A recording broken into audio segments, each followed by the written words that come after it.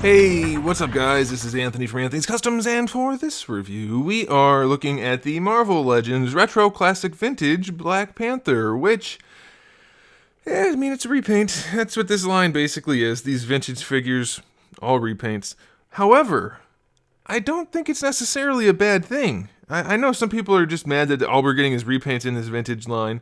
But, I mean, the figures have some issues on their own rights, sure, but I think as far as repaints go, these are some pretty decent ones. I mean, they're purposeful, and they often come with better accessories or different accessories or something like that. So I'm kind of a fan of this line.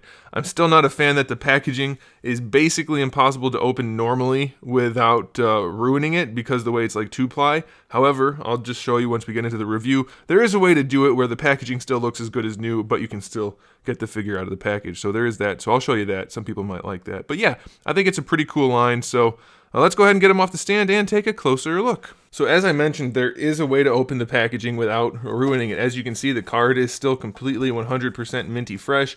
No visible problems with the blister. All you have to do is take a really sharp knife. I used an X-Acto knife or a hobby knife, or razor blades are even probably a little thick for this if you want to keep it as minimal as possible. And of course, do this at your own risk. And if you're a kid, do it with adult supervision or have an adult do it. But with the X-Acto knife, you want to just cut from this corner down, and then straight across the plastic, not the cardboard, not the paper, so that you end up with a little flap.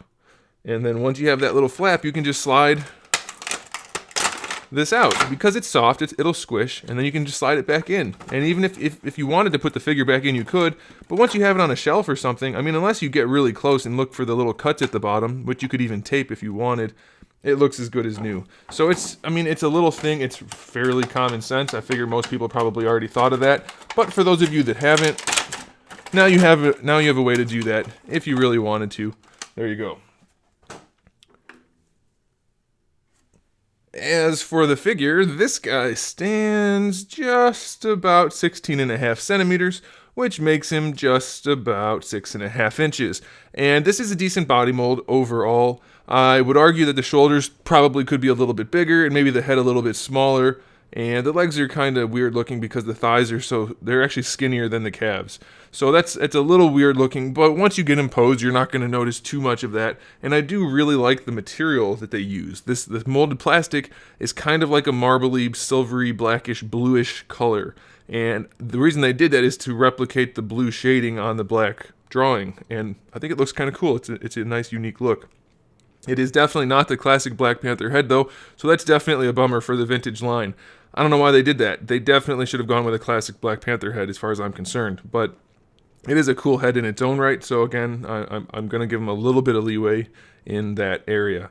As far as accessories go, we can count the necklace, though it's probably just going to stay on the figure. We have a total of 4 hands, 2 open hands, 2 fist hands, and then we have some of these little whoosh effects for punching things, which are kind of, I don't know, half of me really likes them because they're like a pearlescent white. The other half of me doesn't like them at all because they're almost not, they're completely opaque. Practically speaking, you don't see any fist coming through it at all, so it does look more like a fireball rather than just a whoosh effect. So, whatever. If you like it, you like it. If you don't, you don't. It's there. And then we have a belt, which is going to be permanently connected to him, but that's it. There's no paint on this guy except for the eyes. So the paint job is flawless. Very well done, Hasbro. You didn't mess up any of it. As far as the articulation goes, the head can look up very nicely. It can look down very nicely. It can look side to side, obviously. And then it does even have room for some attitude, but it's not sitting super high on the neck. Like you can see, it's not too bad. It's fine. The head is definitely oversized though, unless it's supposed to be helmet sized. If it's supposed to be helmet sized, which I don't think it is, then it's okay. But if it's just supposed to be like tight cowl sized, then it's definitely too big, but it's not terrible. So plenty of good range there. You do have your ball peg and your hinge, so no problems. For the shoulders, standard ball hinge. Better than horizontal though, so that's good. Full rotation, no problems. Bicep swivel's fine. I mean, we've seen all this before, so I don't really need to spend too much time on it. Double jointed elbow's fine.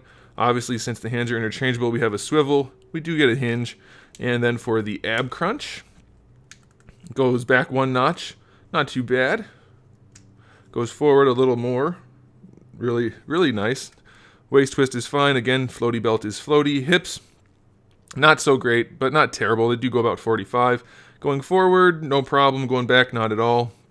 Thigh swivel's fine. Double jointed knee is still a mess. They didn't fix it at all. It still has that extra plastic right here and right here, so you get just better than 90, which should not be okay for this guy. I mean, it is Black Panther. He should be pretty nimble and not have 90-degree bends as the maximum. We do have a shin swivel, which is pretty well done, so if you don't like it, don't use it. If you do like it, it's there. And then for the ankle, we can go all the way back, which is really nice. We can go pretty far forward. That's like the perfect range. No, it's not perfectly practical because humans can't actually bring their foot that far forward. It's all done in the toe.